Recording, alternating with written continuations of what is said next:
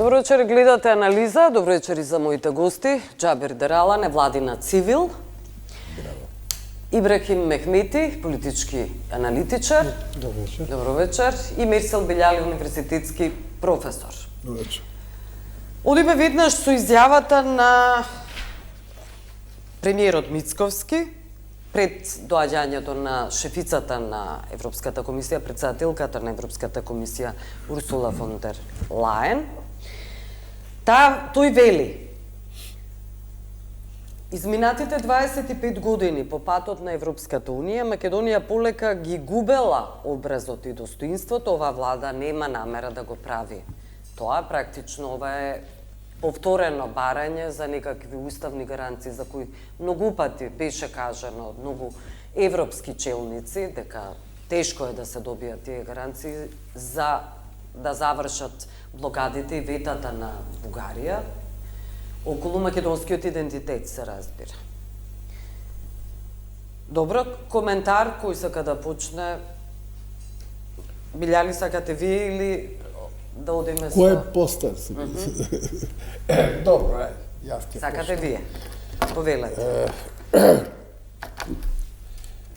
Мислам дека практично нашиот линк, нашите врски со Европската Унија се доста ослабнети и не само поради геополитиката, и поради многу што е сменето ситуацијата во меѓу Украина и Русија, па и изборот на Трамп, па комплетно таа инфраструктура која веќе пристапува поинакво во однос на релациите на една најголемата суперсила, тоа е значи САД и Европската Унија, значи веќе не можеме да ги гледаме тие две структури како една природна целина, како што се и родиле, нели тоа, како последица од Маршаловиот план се роди Европската Унија тогаш, значи Европска заедница за јаглени челики, Европската економска заедница и така натаму, потоа прерасте во Европска Унија. Сега таа релација немаме и Македонија се уште мисли дека светот не е сменето, а светот е сменето за 180 степени. Таа продолжува со тој сон. Прво, ако разговарате со странците, не само политичари, не само дипломатите, кои добрите теоретичари, професори, познавачи кои учествуваат во разните тела на сегмент на Европска Унија, тие ќе ви кажат, искрено многу жалиме, прв пат слушаме во историјата, значи идентитет да е предмет на разговори, преговори. Најмногу, значи, ја окриваат Република Македонија што наседнала на ова. Значи, ако држава како што е Бугарија, која едно време нели беше многу зад Македонија, зборувам за 91-та. Но тоа се веќе поминати одамна времења. Да, се случи една држава која не знам дали воопшто беше држава. Тоа Бугарија и Руманија стана сериозни држави и сега се со развој 3 пати по-развиени држави, а биле 9 до 10 пати по-неразвиени во 1991. И сега Но тоа е време, да. Тоа е време и сега, зошто ние наседнуваме цело време на работи кои дури претендираме, да претендираш на име Македонија, а тоа била, значи, една огромна регија, кај што претендира сега многу држави, да претендират монопол, значи нешто не е во ред со нас или со вас, како сакате. А ние со тоа загубивме години. Со квази патриоти, нели блокади на граници со Грција и многу што манифестации, па не знам, символи од антика и многу што. И сега европејци нема што да кажат, само да кажат дека жалиме, меѓутоа вие сте outside out. Дури немаме толков интерес да се занимаваме со вас.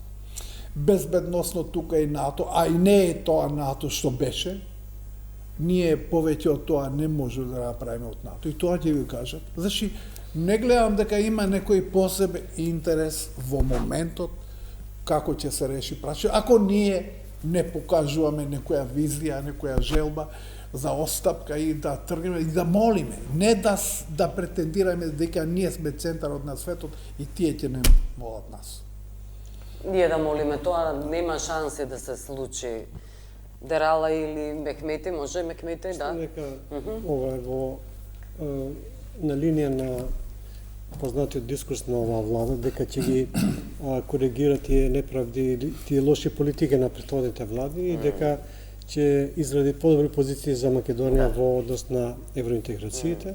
И ова е не само ова, неколку, ако гледаме неколку пати во поновиот период имаше такви изјави дека Европска унија треба, малте треба се реформира за да може да се прилагоди на новите членки, а не обратно.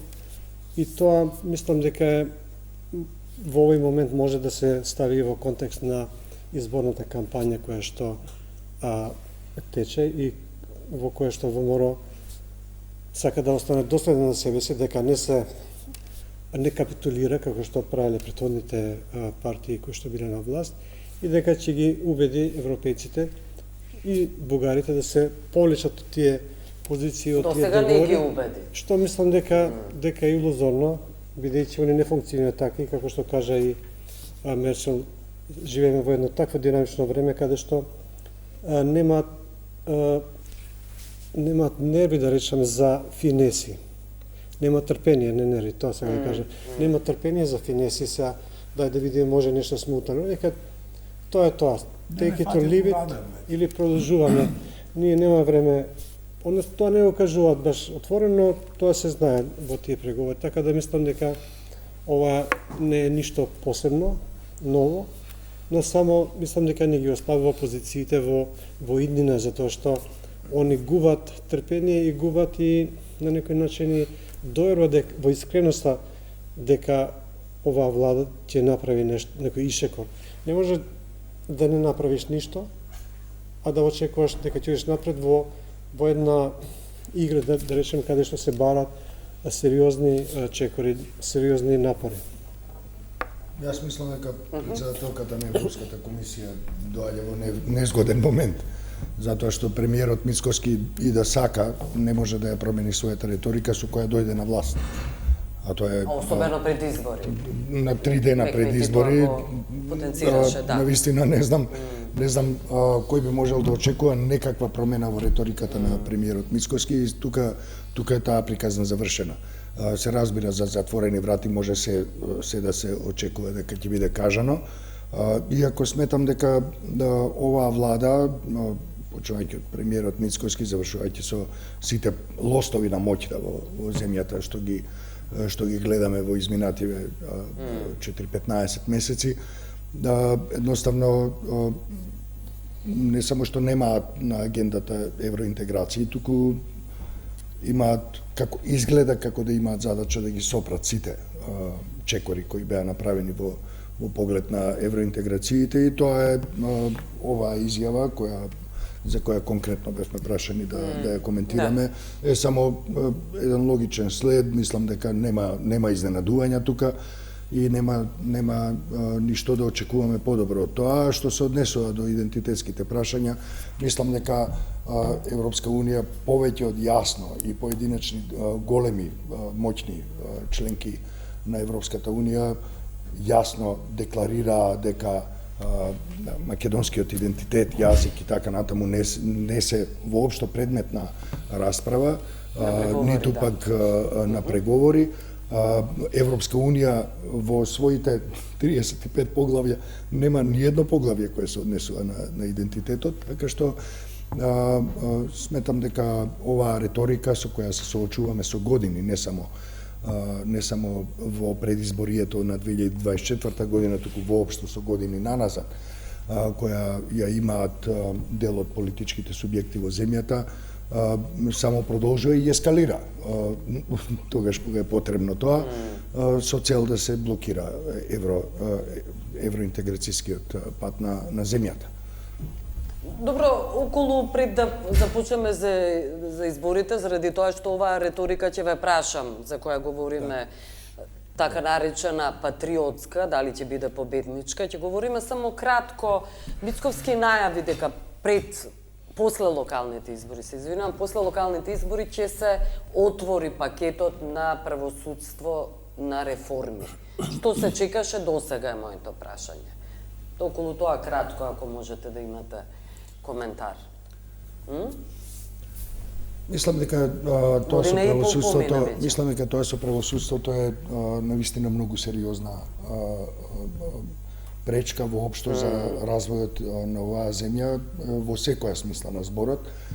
Се разбира во доменот на евроинтеграцијскиот пат уште повеќе. Зошто би бил идентитетот, акцентот на идентитетот нека биде Јас тука мислам дека акцентот. тоа е празна реторика, бидејќи и не е прв пат, и не е прва владина гарнитура која ветува правосудни реформи, коренити промени.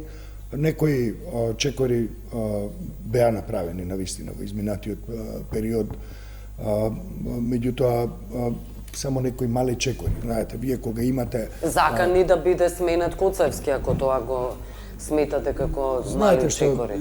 тоа правосудни реформи се една работа. Тоа е системски чекор, тоа е системски процес каде што учествуваат многу елементи, стручни, правни, политички, обштествени и така странски, ако сакате, фактори кои да се синхронизираат со добро, европско Венецијанската законодавство и така комисија натаму. денеска излезе со препораки. Комисија и така например, натаму. Тоа е тежок, деликатен, долг процес во кој мора да се има внимание и ни трошка популизам. Тоа е една работа. Значи, правосудни реформи во правосудството се една работа. Друга работа се реторики, закани, притисоци и реални чекори во кои вие менувате или именувате зад затворени врати или јавно линчувате или се заканувате на поедини луѓе во тој систем, тоа е сосема друго нешто. Сега мислам дека описот на двете работи е повеќе од јасен, нема потреба да го коментираме. Значи, ако вие сериозно сакате да се занимавате со правосудни реформи, не го правите тоа што го правите во јавноста. И тоа го гледавме по изминатите години, да не кажам децении, меѓутоа овде многу јасно, многу резко се гледа еден многу силен, нахален настап во однос на правосудниот систем, кој според мене изгледа како најава, многу отворена, многу без некои посебни ракавици, на заробување на правосудниот систем. Значи, една работа е заробување, друга работа е реформа. Треба прочистување. Оваа влада треба да започне со некакво прочистување. Јас не би се извинувам само за ова. Јас не би одел со терминиот типот на чистење, прочистување и така натаму, или метла што ја слушавме порано и така натаму. Правосудни реформи се многу деликатен, чувствителен процес во кој мора да има исклучително добро изострен слух за тоа што значи правда, закон и процес. И независност на таа власт. И независност се подразумeva. Добро, но да се докажат оние обвинувања за корупција, на тоа мислам. Прочистување, испитување на имотната состојба, на нивната анализа на нивната работа, може Мекмети. Суштината е таа.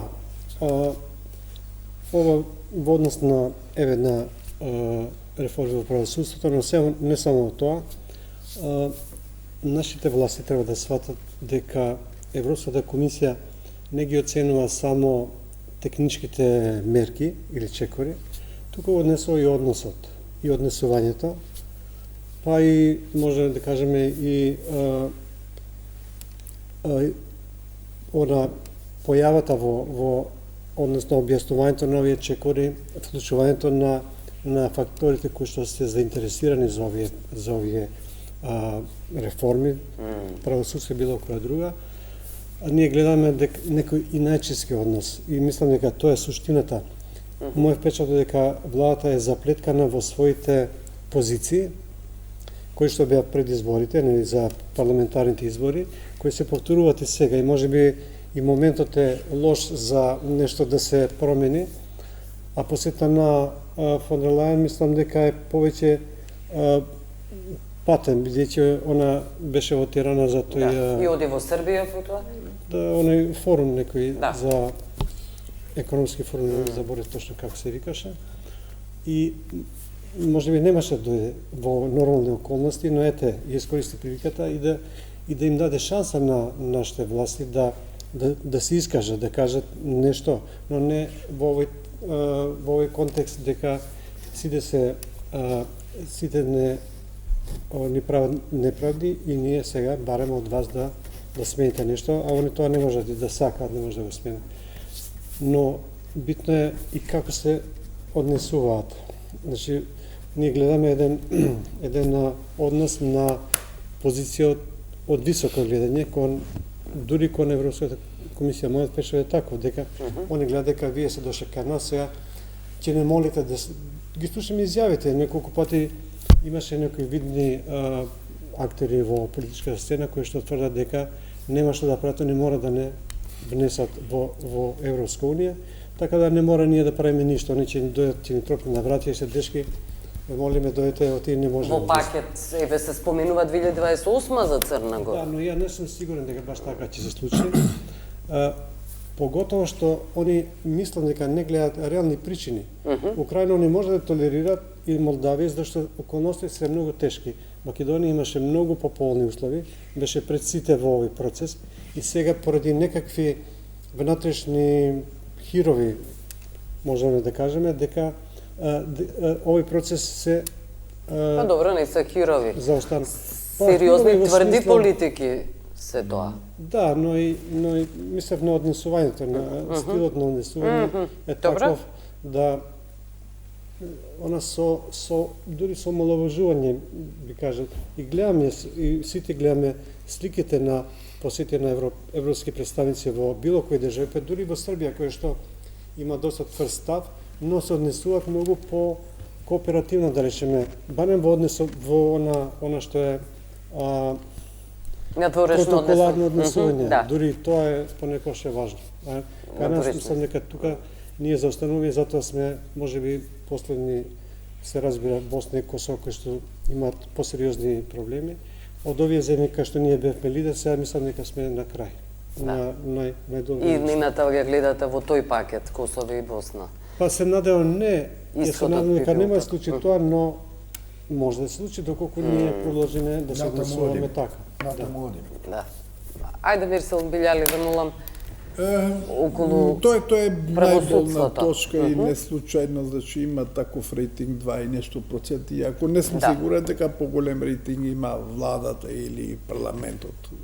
Мислам дека нешто тука и тие, што значи дека практично ние имаме аварија на тоа што значи перцепција на граѓаните во однос на институциите. Но ова е многу болна оди се чувства непосредно. Значи сите граѓани го почувствуваат, сите бизнисмени, сите структури кои се занимаваат со економски прашања и така натаму, кои има побарувања од друг субјект, од државата и така натаму, и не може тоа да ги остварува по некој нормален пат и мора да се определи за некој чуден друг пат што не е соодветно на демократските и функционални системи. И затоа додека ние имаме например парламент кој не контролира влада, оти законодавна власт, извршна власт. Извршната власт одговара пред законодавна власт. Во демократските општества, посебно во Велика Британија, 90% од тоа што ги уривале владите, партијата негова, што има мнозинство, тие ги уриле. Оти логиката, вие сте нашите аргат, ние сме вас изабрали за да ги остварувате целите што се наши програмски определби општи интереси. Ако тоа не го правите, ние ве плаќаме, вие не ја завршите, не сте способни да завршите работа. Затоа ќе ве разрешим. Ако таа логика не функционира, не може да функционира и тука. И тешко при такви услови да формираат институција како што е, нели, судски совет. Ако не е департизиран, ако не функционира мери системот тука, не функционира нула. Значи, додека да дојдат тие кандидати до финалната, финалниот избор пред судскиот совет, ако тие не помина филтери врз професионални знања на различни структури поврзани со мери систем, ние ништо не правиме од тоа. Значи, само ќе дојде друга партија, ќе смени како што ќе им помине овај мандатот во судскиот совет или советот на јавни обвинители, ќе стави своји луѓе и тоа сјаше мурто да узеше Куртој, не? Таа логика, значи, ќе продолжи понатаму. И затоа, мислам дека треба има голема политичка волја, општ консензус, оти тоа не може да прави само партија која ја води владата, која е на власт. Значи, мора да изнајде консензус. Власта, опозицијата, граѓански сектор, експертите. Ако имате политичка волја, тоа го. Ако немате, само може да покажеме приказни. За нито едно прашање нема. Ајде околу локалните избори, сега инсистирањето, веќе ги спомнавме на патриотизмот од страна на власта, сега не смееме анкети да воопшто да објавуваме, да коментираме, и заради тоа и нема да спомнуваме кој води на тие анкети, но сепак и обвинувања за предавства. Значи, сметате ли дека таа реторика, тоа беше прашањето и претходно, на овие избори ќе биде победничка? Прво и основно ние гледаме и на овие локални избори национални наративи, да не кажам националистички, и тоа ние го утврдивме во нашите рани извештаи од долгорочното наблюдување, бидејќи ние сме како организација и акредитирани за мониторинг на изборите, во моментот е таа процедура во Државна изборна комисија, без да спомнуваме имења на партии или на кандидати, можеме да кажеме дека неколку главни карактеристики на овој изборен процес гледаме, а тоа е национални теми, ги киднапира практично локалните теми кои се иманентни на локалните. Ние смееме да спомнуваме имења, не е ова. Гледаме национални лидери на политичките партии кои се целосно вклучени во партиските, односно политичките кампањи, со теми кои се однесуваат на државата, на општеството во целина и така натаму. Многу помалку гледаме присуство на локалните теми кои би биле својствени на локалните избори. Тоа е голем проблем кој може да доведе во заблуда низа голем број на гласачи.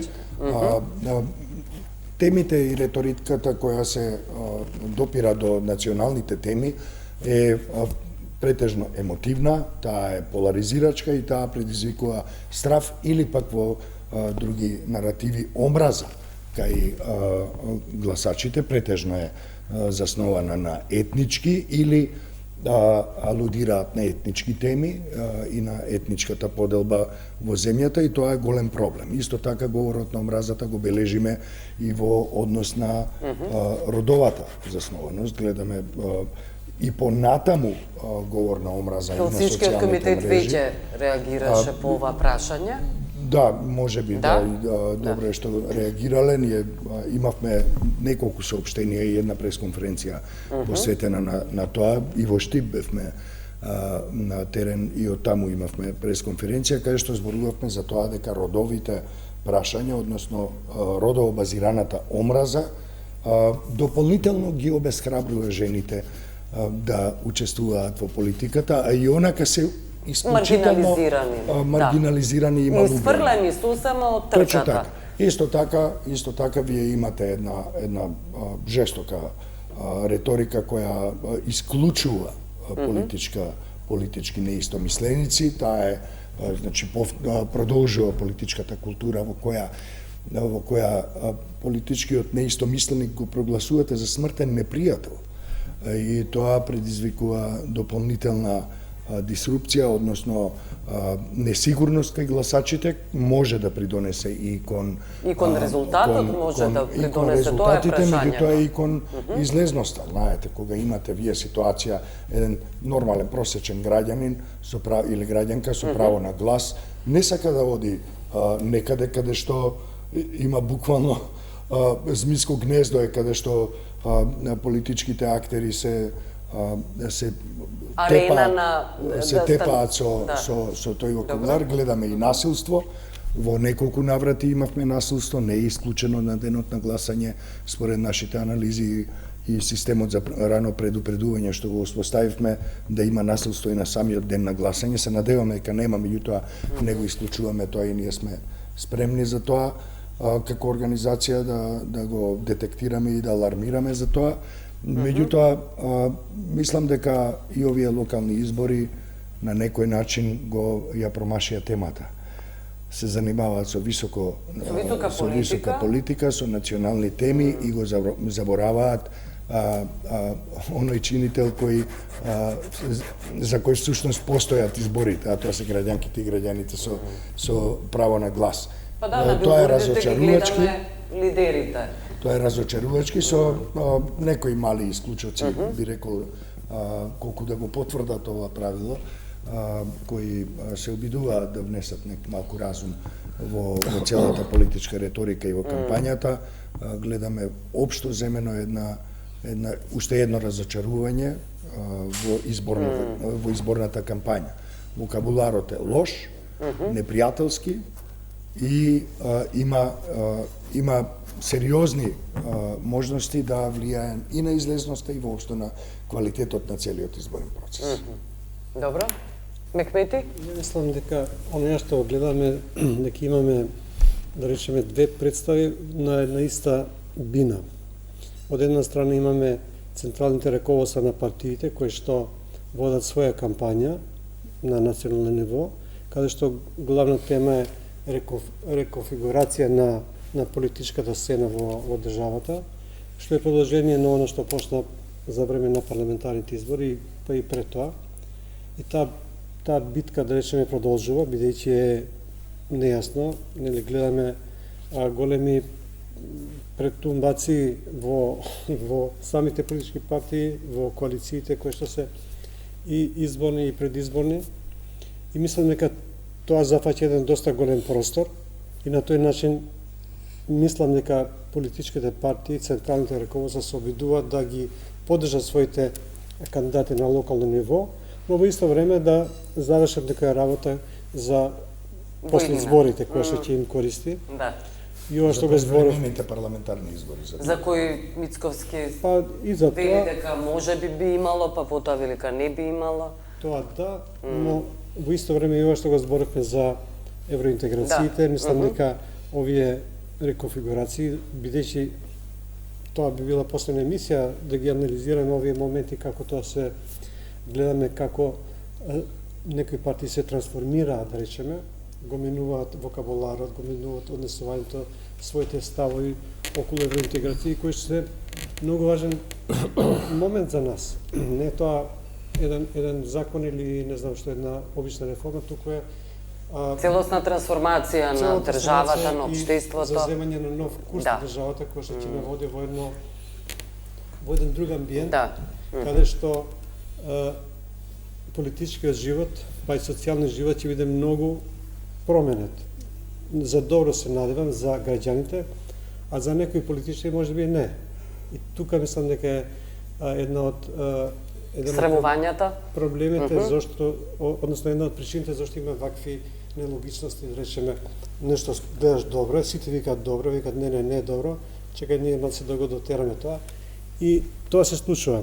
И имаме дефокусирање фактички на суштината што го кажа и Џабир, дека локалните избори се претварат во повеќе во кампања во функција на овие големи политики, на централните раководства на партиите кои што размислуваат дека за следните избори дали ќе служат после локалните или подоцна, тоа е помалку важно, но тенденцијата е таа. И мислам дека тоа е многу штетно и за општините и за граѓаните кои што живеат во тие општини, затоа што има печат дека паѓа во сенка она што треба да биде фокус на овие избори.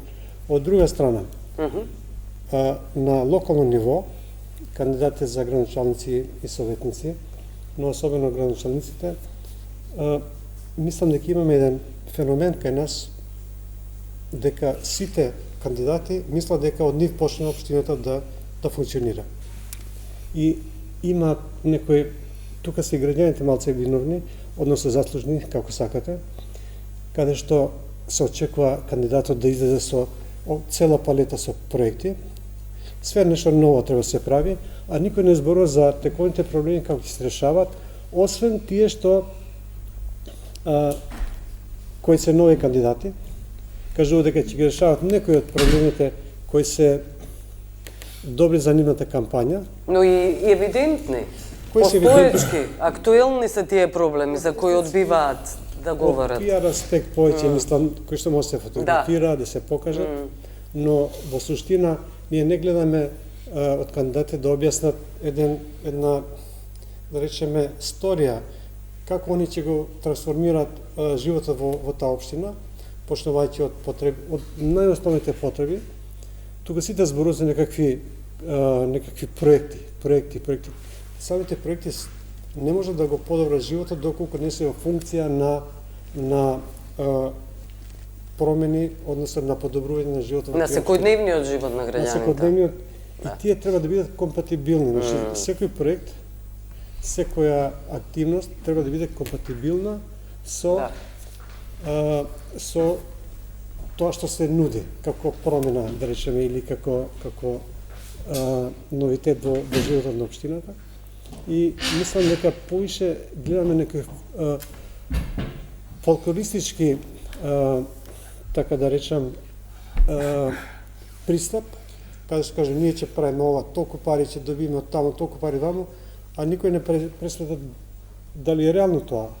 Бидејќи ние знаеме дека нашите општини многу малку остваруваат од тоа што сега малце имаше некои промени во законот каде што имаше некои неповолности за тие што имаат многу мало остварување во однос на планираното и сега се малце по-реалистични планираното, но сепак се за време на изборната кампања се предимenzionирани и на тој начин граѓаните стануваат како гледачи во еден театар, каде што имаш тама шарени слики, но немаш реална понуда на тоа што... Но и тие ќе гласаат, конечно. Ќе гласаат. Дали се свесни за тоа е прашањето, за кое говорите? Гласањето ќе зависи од ова што го кажа, од централните раководства на партиите, тоа што го нудат како Да. чадор, дека што и да гласате вие, мора да следите ние што збориме, бидејќи државата е во опасност или нацијата или не знам што. И на тој начин имаме една деформација на изборниот процес, каде што граѓанот е повеќе жртва на овие манипулации, колку што е актер кој што одлучува за единината на својата општина. Не е тоа секаде еднакво, бидејќи имаме различни општини, но и тоа е во голема мерка присутно. Големата слика. Но добро, од режијата ми сигнализираа дека мораме да одиме со реклами и веднаш потоа Мирсил Билјали. Останете со нас. Добро, се враќаме во анализа. Мирсил Билјали, универзитетски професор. Вие сте наред околу прашањето за патриотизам и предавства, за кои се главна тема, всушност, на главните политички партии, за кои лидерите најмногу говорат и за тоа говореа Џабир Дерала и Ибрахим Мехмети предходно. Мирсил Билјали, верувате ли дека тоа ќе биде клучно, пресудно, оваа реторика за која говориме? Тоа е веќе слон на продавница стаклена продавница. Стаклени производи. И проблем да го дефинира со нормален психички пристап тој проблем, но ќе настојам да го дефинирам толку колку што можам. Реално, значи, ние мора да сватиме.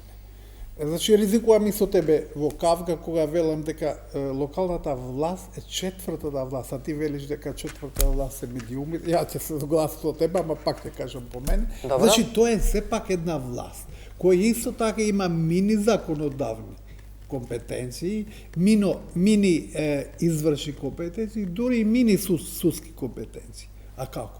Мини законодавни има совет, кој донесува закони, донесува одлуки, донесува Но во Македонија политичката култура покажа дека извршната власт, односно владата, е клучна и во парламентот и во локалната власт. Па дури и во медиумите всушност. Да, не сме воопшто да се меша у тоа, таа е значи антипод на извршната власт. Апсолутно насекаде во светот, значи локалната самоуправа антипод треба да биде извршена. Значи тоа е дел од власта. Говориме за зрелите демократии. Така, локално го практицираат граѓаните, Да. оти се поупатени со проблемите Апсолутно. и е нивно право природно да ги решават. И а не по министерствата, по влада и така. Тоа е логиката. Ако тоа се нарушува кај нас. Нели, што премиер, министер држи говор таму и значи тоа е практично апсолутно суспендирање, бар политички, да не кажам реално, на локалната самоуправа или ставање под контрола, под патронат на луѓе од извршната власт, што апсолутно не тој действува со оно што се нарекува локална самоуправа. И локална самоуправа е нова, последните 200 години е појавена и постепено таа се развива. Постои повелба на локална самоуправа, ние сме кој подпиша и ратификува 96-та година. Интересно ако го прочитате тоа, значи предвидува најмалку 3 нивоа на квантитум на овластување на локалната самоуправа, што треба држава да ги осака со закон за локална самоуправа. Значи, повисок стандард, среден стандард и ниски стандарди и можности по тоа да ротират од ниските стандарди на средни, од средни на високи, но тоа перманентно во комуникација со Советот на Европа. Ние досега, јас имам информација дека немаме никаква комуникација до кај сме, кој слој сме рангирани и дали претендираме да отидеме подгоре или подолу. И случајно сега или не случајно го слушаме.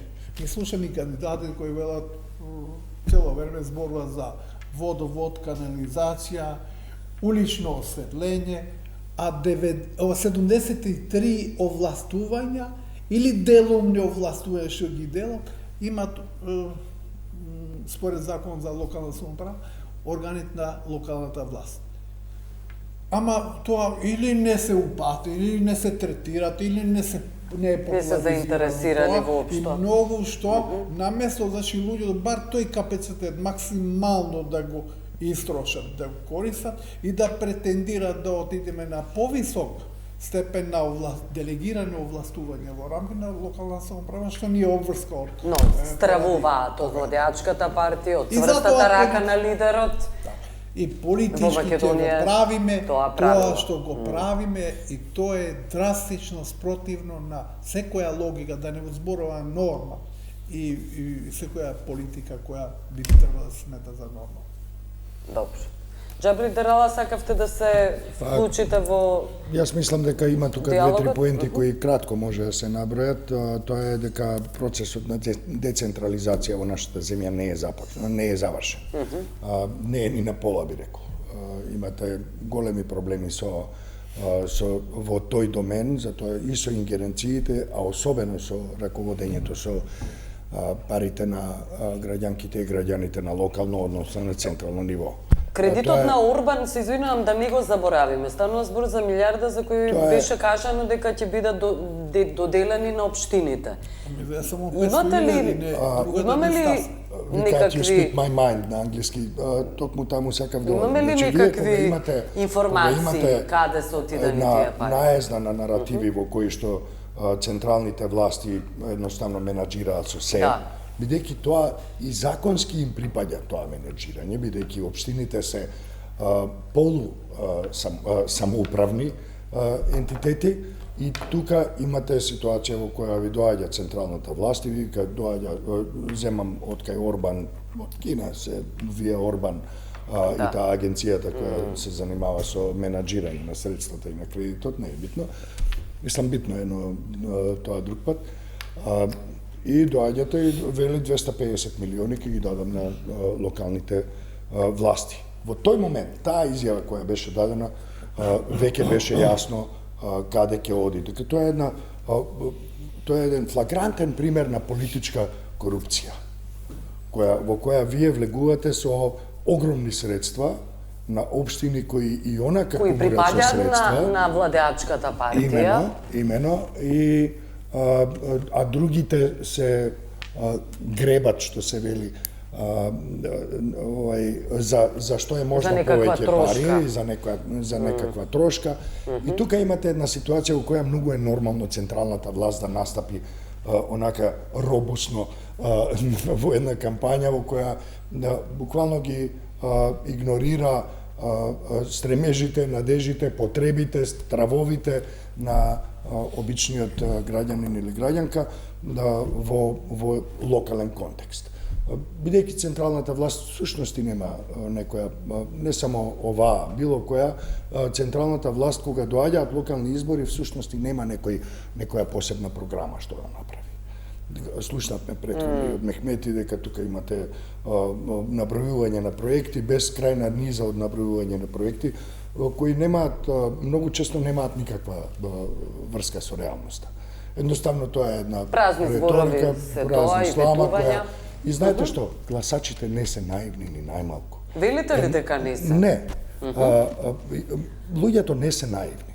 Тие едноставно се помируваат да со бидат ситуацијата. клиенти Се помируваат со на ситуацијата. оние Ако кои се не на стане власт, клиент на одредена структура, дали е тоа опозиција или власт на централно ниво, не е битно.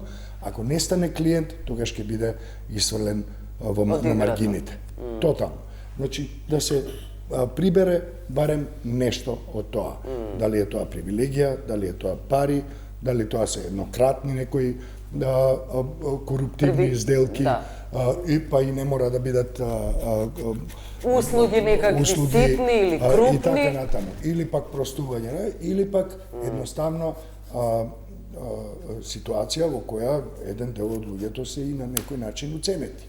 Или кои се присилени или да се мобилизираат и да бидат послушни, да влезат во некоја колотечина и да си го пуштат гласот во гласачката кутија. Да го капитализираат тоа, да. Заради тоа што најразлични се причините кои ги доведуваат до таа точка тие да дојдат на гласачкото место, а за жал во голем број случаи малку демократија има во тоа. Заради тоа, таа реторика со која се настапува, всушност е заснована на законските, односно системските решенија, на незавршена децентрализација, на тотално отсуство на владење на право или пак на барем делумно отсуство на владење на право. И доминантна корупција, улога на лидерот. Коренета која нема врска со тоа дали има регистрации со жолто или не знам како означени службени возила, тоа е најмалата работа. Се работи за многу сериозни внатрешни системски проблеми кои се станати пракса, начин на живот, начин на размислување, начин на политичко действување, во кое граѓанките и граѓаните се ставени во ситуација на топовско месо на различни политички актери на сцената.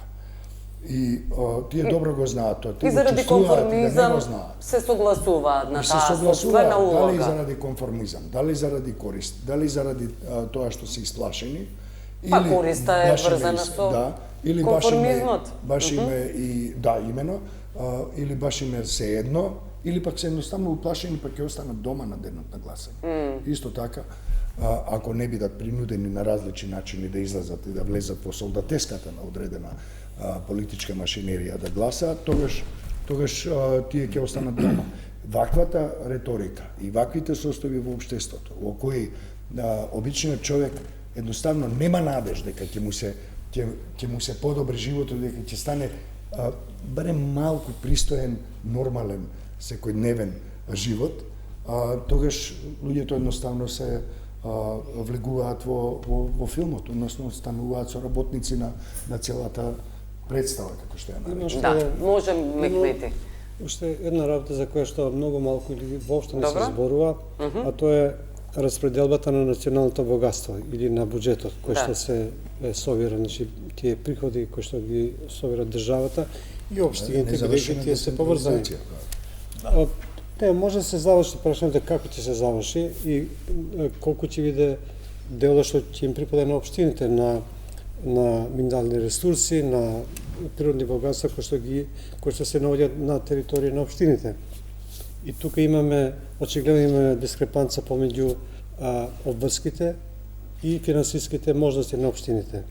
И затоа ние гледаме дека градоначалниците многу често дури не го кријат тоа, која представуваат проекти и на кај ги прашуваат некој од каде пари, па од владата. И на тој начин станува зависен. На крај на краишта ние сме мала држава и тоа е не само што кај нас, тоа е дури нормално, но проблемот е што тоа нема обид да се реши. Дури ни од самите локални власти, ако зборуваме за локални власти, мислиме на ограници на политичките партии. И сега они треба да барат од своите централни власти, партиски, да одведат поголем дел од колача за ниве, да можат они самостојно да располагаат со тие средства, што ќе ги... А дали самостојно воопшто ќе располагаат прашањата? Па види, ако имат они поголем дел од колачот, можеби ќе бидат понезависни. И тоа ги плаши политичките партии, како што ги плаши и отворени листи, нели? Бидејќи на тој начин ќе се ојачаат овие структури локални и локални самоуправи и на тој начин нема да толку многу да гледат кога ќе зборат, да гледат како реагира тој што е таму во Скопје или во нашиот случај повеќето во Скопје. И таа тема не се отвара кај нас, затоа што сите гледат политика во тоа. Ако бидат општините независни, можеби тоа ќе има некакви, не знам, ќе изгубат контрола. Лоши последици по тие што се навикнати да имат контрола. Но јавноста тоа треба да го бара и самите граѓани и не да зависиме ни од кредити, као владата се благородна и дава кредити, а тие кредити треба да се платат од парите на граѓаните, нели? И мислам дека тука имаме еден проблем кој што не е нов, но многу малку се зборува и на тој начин ги прави општините позависни од централната власт, а и самите граѓани кога гласат размислуваат, ако гласам за овој супер кандидат од опозиција, можеби нема да добие доволно пари од централната власт и не може да ги остави проектите. И тоа влијае. И затоа ние имаме понекогаш големи дисбаланси, да речеме, во освојување на општините, затоа што се прати такви пресметки кај самите граѓани и гласачите и политичките партии, но и они не се бунат премногу, затоа што ја чекат својата шанса. Кога они ќе можат, пошто ние гледаме СДС имаше 50 општини, па ВМРО има 50 општини од прилика. И мислам дека и тоа е дел од оваа голема, да речеме, политичка игра, која што, не знам, нема потреба да се игра, затоа што ако се ова звучи утопистички, ако сакаме граѓаните да бидат навистина среќни, треба да им се дадат поголеми овластувања на локалните власти, бидејќи сите граѓани, било каков проблем да имат, одат во општината, они не одат пред влада, и особено тие што живеат во помалите места. Сите прашања сакаат да ги решат во општините. Но лош пример е, ајде Мрисел Билјали, лош пример е случајот со Даниела Арсовска, кога имате поделба на власта. ВМРО-ДПМН не треба да ја земе сега целата власт во своји раце, инаку покажа дека може да има блокади во Советот во град Скопје и да не функционира градот. За тоа се жалеше Даниела Арсовска дека тоа е случај, заради тоа и не функционира градот. Реално тоа беше најгруп пример на прекршување основни начина на локалната самоуправа. Иако градот Скопје е некако посредување меѓу тие единици што се во рамките на целото Скопје и централната власт. Но мислам дека нешто друго недостасува клучно тука. Тоа што не го гледаме. Тоа е немање визија за економски развој. Баш ка тоа што не треба централна власт толку упадливо да се меша. Да тоа дури да пропагира. Да, не се меша, таа ги диктира политиките. И дури држање митинзи во локални избори, неприродно е тоа да се прави. Во една демократска држава, тоа се прави. Држави кои се уште немаат демократски капацитет, нормална држава, тоа не го прави. Тоа го прават, значи, институциите кои треба, не знам, да претендират во рамките на нивото, локалното ниво. И сакам да кажем една работа која не се третира. Не случајно пред малку реков, дека цело време, нели, канализација, водовод, улично осветлување. па нели има многу овластување кај што можеме да изведеме и овластување за економски развој на единица на локална самоуправа. За да имате економски развој, треба да имате овластување да создавате мини, значи фарми, мини зони за мини индустријски зони. Да. Значи тоа во повеќе држави, дури ако се прочита внимателно нашиот закон за локална самоуправа, не е задолжително да се замеша и централната власт и таа да бара некакво, не знам, замешување кај ќе биде индустријска зона или мини фарма. Тоа треба исклучителна надлежност на локалната самоуправа. Ако сакаме да отидеме напред, ако сакаме процесот да ја закомплицираме, со тоа го закомплицираме животот на сите граѓани, нема економија, луѓе ни бегат. Значи, основно немаме како култура, како знање, како определба, како опција, дека ни треба економски развој и во тој ниво. Рака на срце, ние и во централен ниво нема некоја визија за да ги користиме постојните ресурси.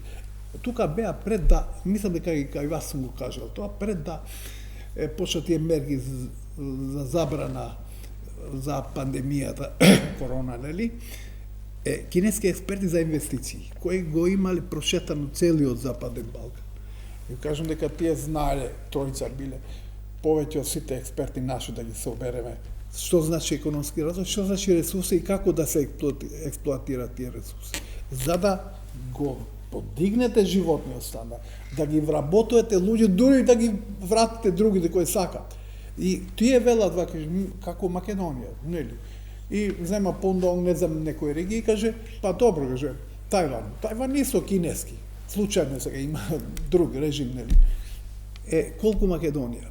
Има 26 милиони жители, живеат со стандард 6 пати по-висок од наш. Зошто? Или Израел земето. Израел е помало од Македонија, во нијанси помало. 70% е пустина. Околу 15% од пазарот на Европската унија зимно време тие го држат. Значи, прашање организацијата, ништо нема фантазија. Прашање корупција е, за жал, не билјали. Ево, за жал. Акцентот дали го имате на корупција или на развој?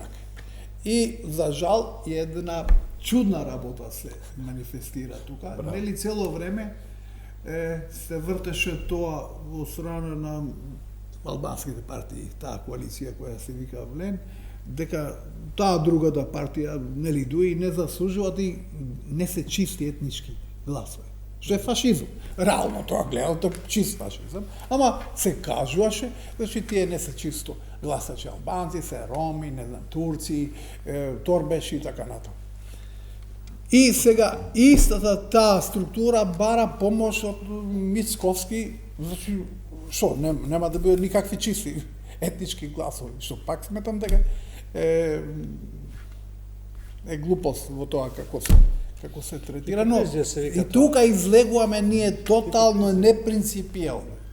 Значи што се гледа од месечина дека нешто не е во ред со нас. Уште неколку минути имаме и заради тоа што сите теми нема да ги опфатиме, за кои се договаравме и говоревме, може после изборите повторно во овој состав да ве повикам да дебатираме, заради тоа што ме интересира накратко сега само вашите предвидувања, рековме анкети не смееме да спомнуваме, но вашите предвидувања како би завршиле партиите, тоа се ваши проценки, официјални анкети, не спомнуваме. Тоа го направам сигурно заради тоа што стандардите на мониторингот, изборниот мониторинг кој го спроведуваме не го дозволува тоа исто така.